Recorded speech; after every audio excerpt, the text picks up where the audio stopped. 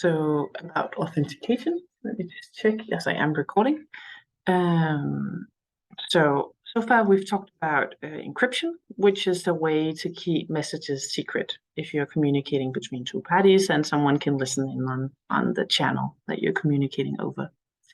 But actually, in modern cryptologists, they don't just deal with encryption, they also deal with authentication and hashing.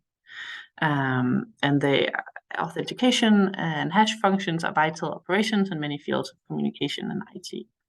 Let me tell you something about that. So first, hash functions. So just to define what is a hash function is a function that has arbitrary length input, and it has a fixed size and random looking output, which is called hash. Examples of hash functions are the ones below. Okay, so that's a hash function. A keyed hash function is then a hash function that takes an additional input, which is the key, and it produces an output that depends on the key. And these keyed hash functions we can use for authentication. So as I said, cryptographers are not just interested in keeping messages secret, we're also interested in authentication, which means making sure that you know who you're communicating with over the internet. And I think the reason why these two topics, even though they're somehow quite different, the reason why both of them are covered by cryptography, by the same group of people, like all of this is considered part of cryptography. I think the reason is that many of the same tools that give us secret communication also allows us to get also allows us to authenticate. So it's just simply that some of the same tools are used, and therefore it makes sense for the same people to deal with both aspects. Okay, so let me define for you let's be a bit more, go a bit more in depth with this authentication. So I'll talk about something called message authentication codes, and we define them using keyed hash functions. We often shorten them as a MAC. So MAC stands for message authentication code. So it's used to authenticate messages, i.e. to certify the message comes from the correct sender and has not been tampered. And this is sort of the schematic that we have in mind when we think about MACs. Imagine we have two people and they want to communicate and they share the same secret key. And now the aim of our MAC is not secrecy, it's authenticity, right? So Alice here, she wants to send a message to Bob, and what she does is she has this very secret message, or not, she has this very important message that she wants to send to Bob. And then she runs it through this keyed hash function, and the output is then some random looking string. The message that she sends is then, or the package she sends to Bob is then both the message and the signature, the output of this keyed hash function. And Bob is then able to recompute the signature, we call this output of the signature, and then he can check that this signature is indeed connected to this message through the shared secret key. So Bob can verify.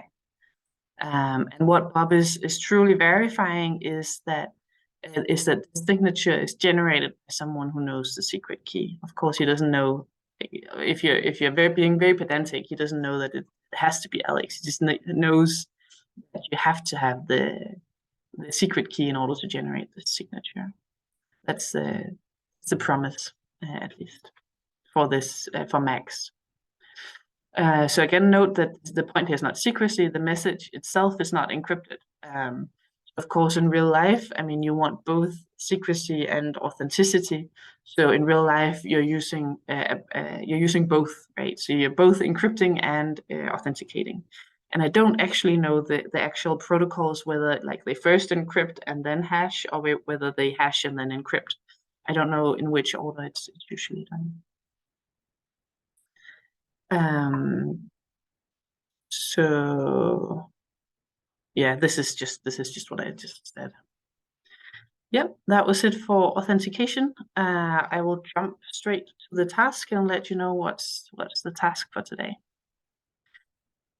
So for the task today, we want you to try to find the secret key given a Mac. So we imagine that Alice wants to send authenticated messages to Bob, and they share a secret key, and they're using HMAC SHA-256, and this is a keyed hash, and they use it to generate the Mac signature.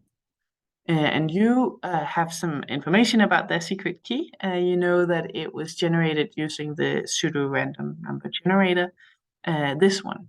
So you know exactly how, the pseudo-random number generator that they're using. To compute the key, they take a seed and they multiply it by this number, they add 5, and then they calculate this modulo to 2 to the 32.